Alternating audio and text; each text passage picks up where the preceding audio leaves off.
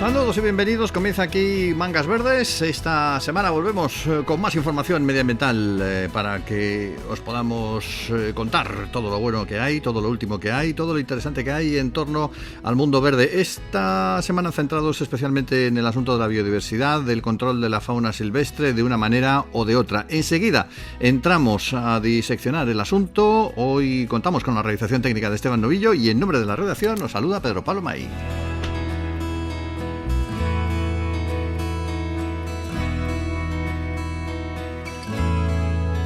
En Mangas Verdes hablamos mucho de biodiversidad y de conservación, y en estos asuntos pues ya sabéis que la gran polémica de los últimos meses, bueno, casi mejor decir de los últimos años, incluso de los últimos decenios, si me apuras, es la función de la caza. Se habla mucho del lobo, pero no es el único animal en el punto de mira y nunca mejor dicho. La polarización que hemos vivido y que seguimos viviendo es tremenda. Hoy vamos a ver varios aspectos del asunto, empezando por el IREC, el Instituto de Investigación en Recursos Cinegéticos CSIC, Universidad de Castilla-La Mancha, porque varios investigadores han publicado un artículo, creo que muy interesante, sobre el asunto en una revista internacional. Bueno, varios investigadores, queremos decir 170 investigadores europeos, que no es poco.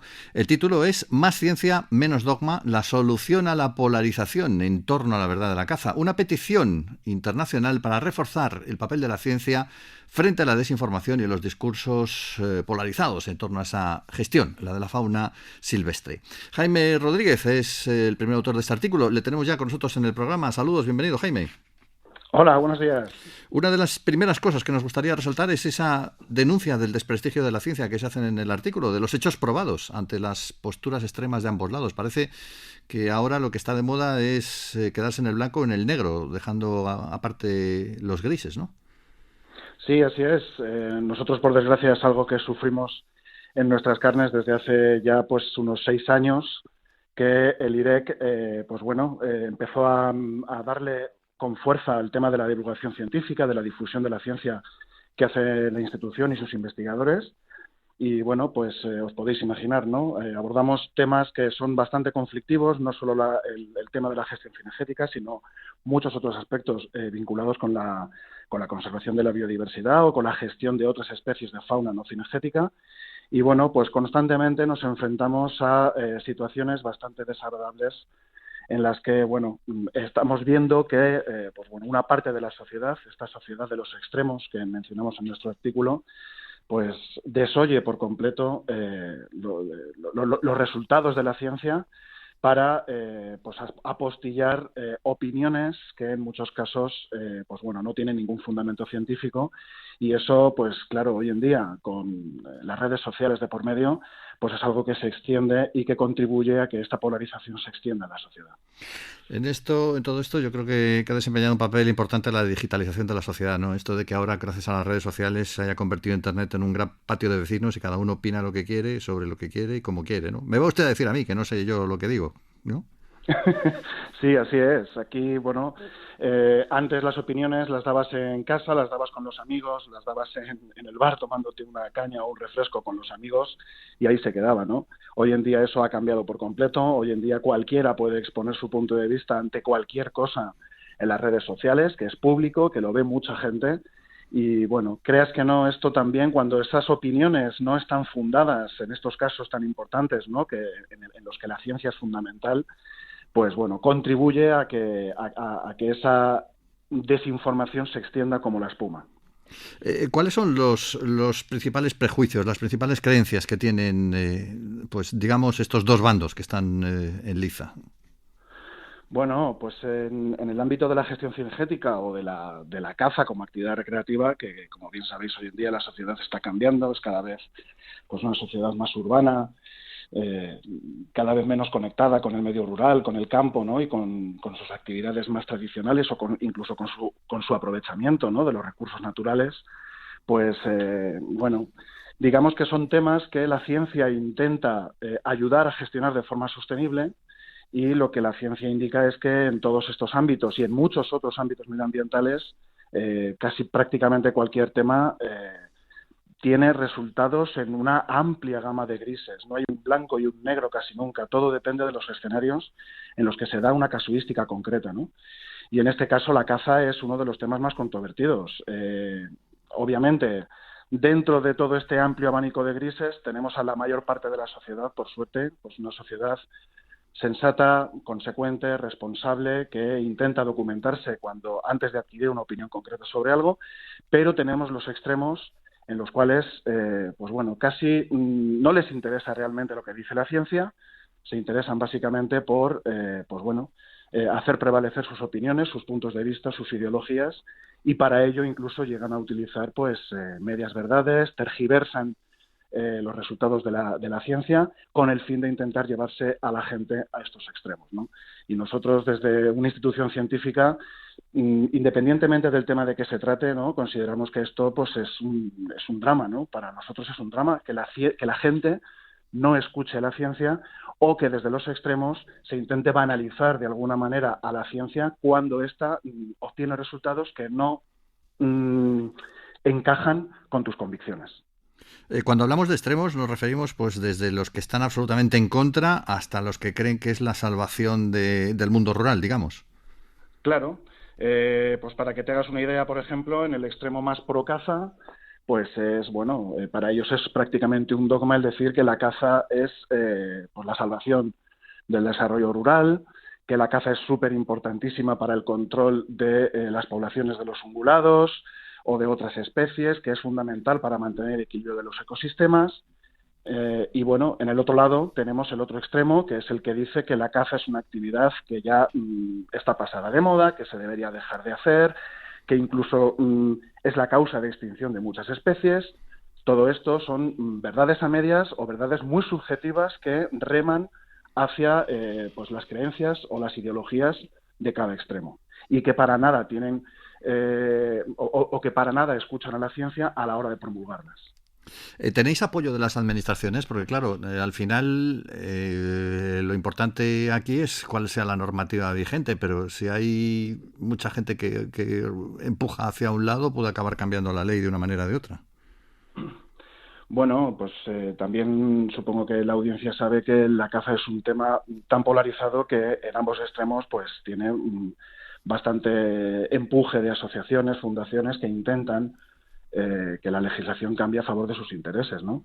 Pero una vez más, hay que escuchar a la ciencia y la ciencia lo que dice es que la caza debe de avanzar hacia una caza completamente sostenible basada en una gestión cinegética adaptativa basada en la ciencia.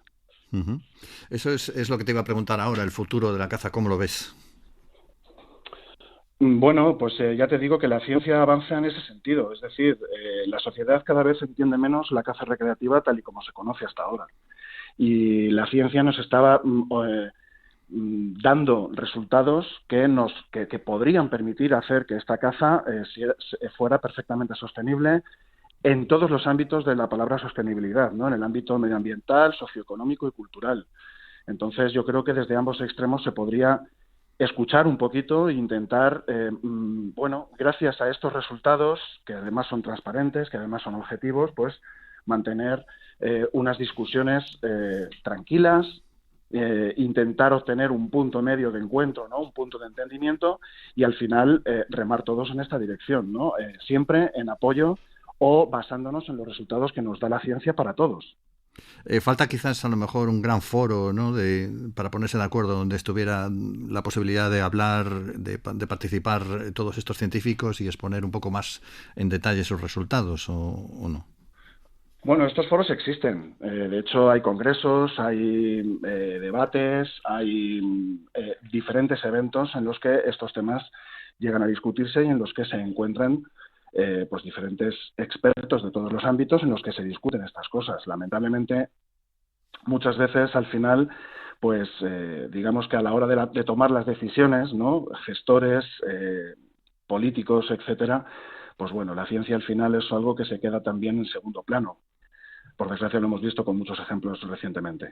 Sí, afecta desgraciadamente a muchos lados. Es increíble como esto es lo que decían el otro día, no me acuerdo quién decía, ¿no?, que nunca había habido más conocimiento al alcance de la persona de a pie, de la persona normal y corriente, y nunca había habido más desprecio hacia ese conocimiento, ¿no? Porque gracias a Internet tenemos mucha información, pero parece que es que la abundancia de la información precisamente es lo que hace que no llegue o que los principios básicos no lleguen a la gente. Así es. Bueno, la verdad está en el justo medio, lo sabemos, vamos a ver cómo evoluciona todo esto. Solamente una última pregunta. Hablábamos de que eran 170 científicos europeos. ¿Nos puedes decir de qué países eran los que han Bueno, participado? europeos y de otras partes del mundo, ¿eh? También hay investigadores de Canadá, de Estados Unidos, de Sudáfrica, incluso creo que había algún australiano.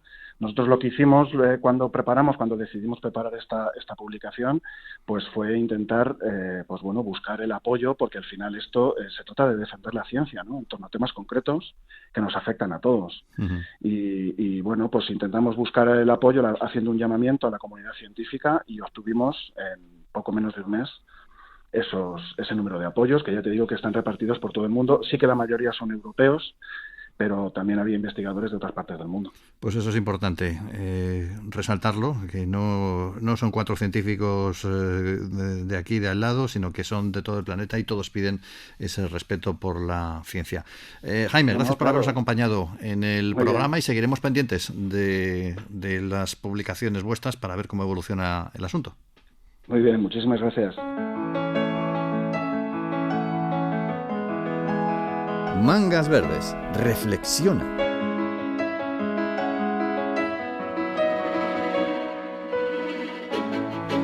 Bueno, seguimos hablando de la ciencia y seguimos hablando de la fauna, en este caso del lobo ibérico, ese animal que está en boca de todos desde hace mucho tiempo, del que la ciencia nos dice necesitamos más, y hay quien dice ya tenemos suficientes.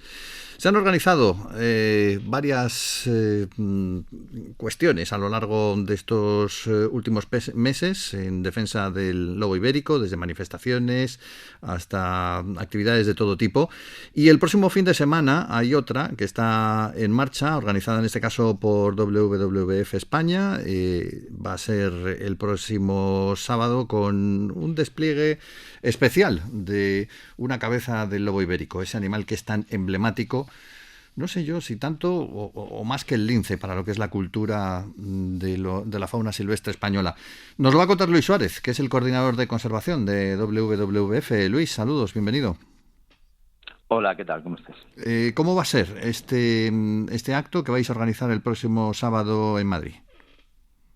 Bueno, el acto previsto para el próximo sábado es un acto de reivindicación, ¿no? De llamar la atención sobre el estado del lobo ibérico y sobre la necesidad de dejar de perseguirlo y volver a protegerlo. Y es una oportunidad para la gente de participar, de sumarse, bueno, manifestar su opinión y de apoyarnos en esta reivindicación a través de un acto tan simbólico y tan ligado a esta especie como es el aullido, ¿no? Vamos a invitar a la gente a que aúlle con nosotros y con una cabeza gigante de lobo que va a estar puesta en la plaza del Museo Reina Sofía de Madrid.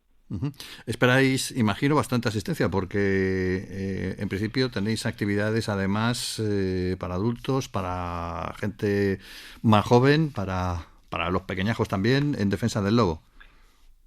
Sí, es una jornada entera que vamos a estar en la Plaza del Museo Reina Sofía a partir de las 12 de la mañana con esta cabeza gigante y a lo largo del día, pues quien quiera sumarse, quien quiera acercarse a donde vamos a estar, tanto para aullar con nosotros como para los más pequeños, como para participar en alguna de las actividades que estamos haciendo para ellos. Va a haber entrevistas, va a haber un quiz, unas preguntas y el que la adivine tendrá un pequeño premio, va a haber cosas divertidas, información, por supuesto, para al que la requiera y bueno, sobre todo es una jornada para que la gente se acerque a nosotros y nosotros poder contar qué es lo que estamos haciendo y qué es lo que necesitamos para garantizar la conservación de esta especie tan emblemática y tan importante dentro de nuestra fauna.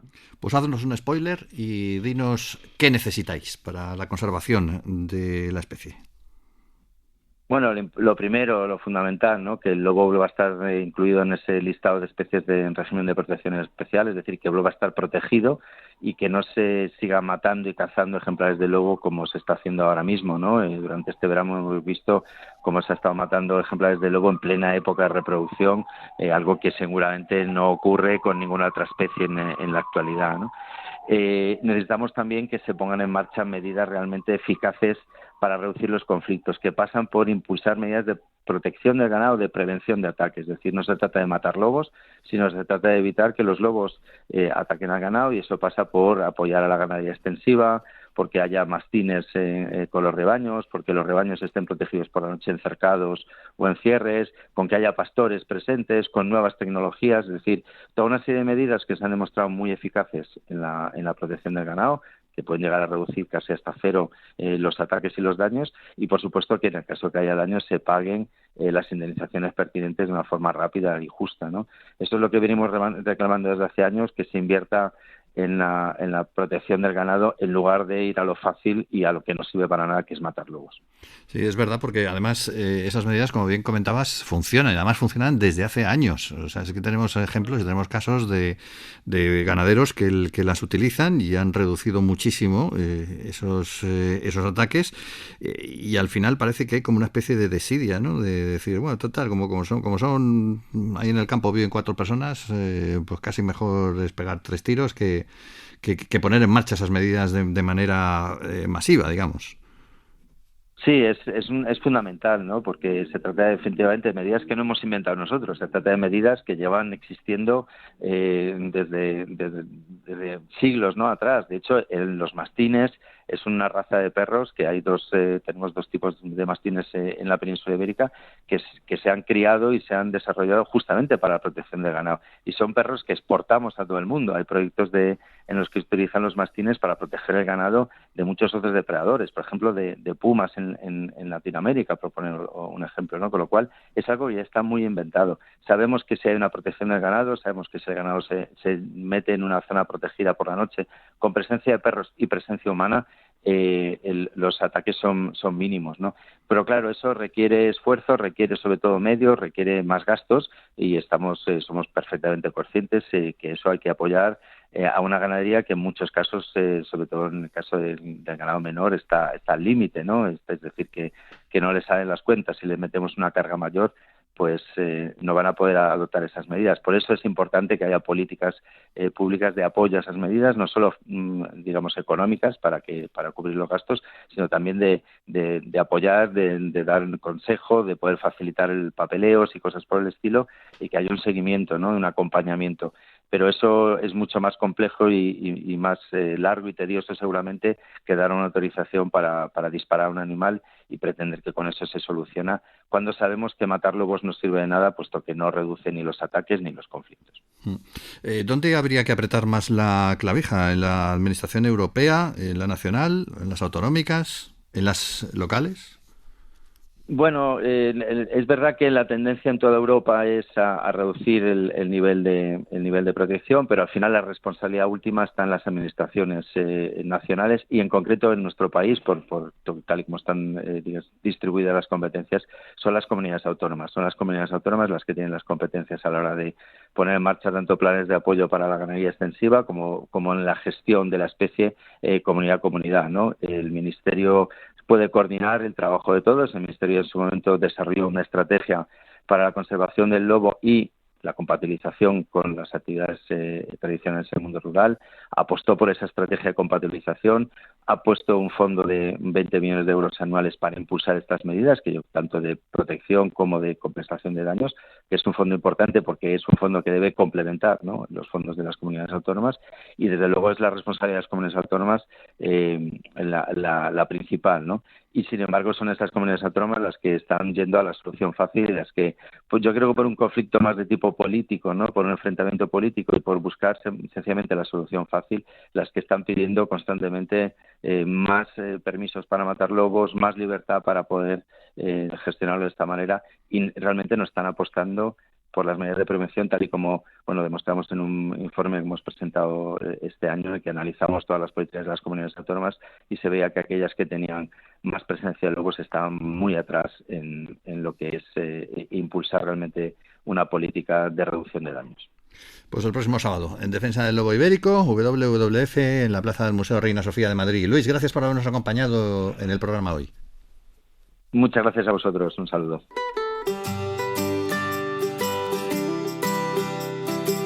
Mangas Verdes, la naturaleza en tu corazón.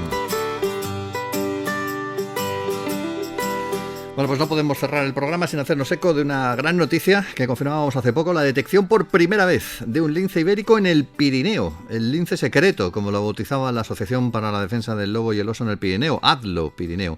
Pau Vázquez es el portavoz de ADLO, le tenemos hoy en el programa. Saludos, Pau, ¿cómo andas? Hola, buenos días. ¿Cómo fue ese avistamiento? Cuéntanos. Bueno, fue la verdad que una sorpresa, ¿no? A la hora de revisar las cámaras, nosotros lo que esperábamos ver era sobre todo ungulados y sobre todo liebres, porque es una zona de liebres y de rebecos. Y la sorpresa fue que revisando las fotos vimos al lince secreto y la doble sorpresa es que apareció en otra de las cámaras, por doble partida. ¿Lo del lince secreto, por qué le habéis puesto? El lince se llama secreto, no es que lo hayamos puesto nosotros, sino que se le puso en el centro de cautividad de Algarve, en Portugal, que es donde él nació. Luego se hizo la suelta en Sevilla, en la Sierra Norte de Sevilla, y la verdad que ese nombre le viene muy bien porque tras recorrer prácticamente más de 1.000 kilómetros, cruzando autopistas, ciudades, pueblos, la verdad que el nombre de secreto le viene muy bien porque ha pasado absolutamente desapercibido hasta que no ha llegado aquí a la zona norte de la península. O sea, que se llama secreto de secreto, claro. Yo pensaba, el lince secreto, pues por eso, porque ha sido muy sigiloso que se ha desplazado por allí. ¿En qué zona del Pirineo concretamente le habéis localizado? La zona del Pirineo es una zona donde ya hemos detectado otros grandes carnívoros y en concreto en esta cámara se ha detectado a los 3 grandes carnívoros en un periodo de 6 meses, lo cual se multiplica la sorpresa porque nos ha aparecido el oso, el lobo y el lince. Sí. Y la ubicación aproximada es en el Pirineo Central, a unos 7 kilómetros de Francia, casi tocando con Francia. Ajá. La verdad es que esto habla muy bien acerca del programa de recuperación que se ha seguido a lo largo de los últimos años de este animal emblemático, del lince ibérico, pero no sé si va a requerir algún tipo de actuación de la administración local para ayudar en su protección. No sé si existe ya alguna regulación en la zona. Sí, aquí en la zona y en concreto me extendería en la zona de Cataluña. Sí. La zona de Lleida hay sobreabundancia de conejos y lo que se ha procedido recientemente es a cancelar el plan de reintroducción del lince ibérico en Lleida. Sí. Por la oposición de los ganaderos y, en fin, se ha optado por el uso de venenos y la caza masiva de conejos en vez de optar por un plan de introducción del lince y ver cómo prospera tanto el lince como la población de conejos. Por lo que es una cosa que nosotros estamos bastante cabreados porque tenemos aquí el lince llamando a la puerta y al final el gobierno de Cataluña lo que ha decidido es optar por el uso de venenos y además ahora Lleida pues desgraciadamente se ha convertido en una zona hostil para el lince porque con la caza masiva de conejos y el uso de venenos no creemos que sea una zona segura para el lince. Así que también lo que reclamamos con este avistamiento, aunque sea anecdótico, aquí en el Pirineo, es que en las zonas más propicias para el lince se aplique un plan de introducción de lince. De hecho, es que, claro, el conejo es el elemento principal de la dieta de este carnívoro. Entonces, ¿tú crees que las imágenes que habéis distribuido, donde se ve perfectamente al animal, pueden ayudar a cambiar esa postura oficial, ese punto? Porque claro, se dice, no queremos meter el lince, pero si el lince está llegando de todas maneras, igual puede servir para cambiarlo, la opinión. Exactamente. El hecho de publicar este dato, que nosotros ya lo teníamos registrado de hace meses, lo que pasa que por la seguridad del lince lo decidimos publicar mucho más tarde. El hecho de publicarlo es para un poco visibilizar esta problemática, ¿no? De que Lleida en concreto y algunas zonas de Aragón, la Sierra del Alcubierre, por ejemplo, en general en todo el este peninsular se requieren planes de introducción del lince, ya que está creciendo la población y necesitamos crear nuevos núcleos poblacionales, donde sería bastante idóneo elaborar un plan de introducción serio y contando también con la aceptación social y hacer un poco de pedagogía en el mundo rural y ver que el lince es un aliado nuestro y no un detractor, no es ninguna amenaza. ¿Tenéis algún tipo de plan previsto para impulsar esas peticiones? No sé si tenéis algún tipo de o en la web algún tipo de manifiesto, o buscáis algún apoyo popular de algún tipo. Sí, nosotros a raíz de la detección del lince, en este caso ya te digo que es una cosa anecdótica, pero bueno, algunos valles del Pirineo tiene bastante población de liebres, en concreto donde salió el lince el 30% de las detecciones son de liebre europea y es factible que el lince pueda vivir en esa zona. A raíz de la detección, lo que hemos hecho, pues la asociación que nos dedicamos a la protección y divulgación del oso y el lobo, es incluir también al lince y empezar a trabajar en cuestiones legales para que estos planes de introducción sean factibles y no se queden en un cajón o en papel mojado y no lleguen a puerto ninguno. Pues ojalá tengáis suerte y podáis impulsar esos proyectos. Pau Vázquez, gracias por habernos acompañado también hoy en el programa. Muchas gracias a vosotros.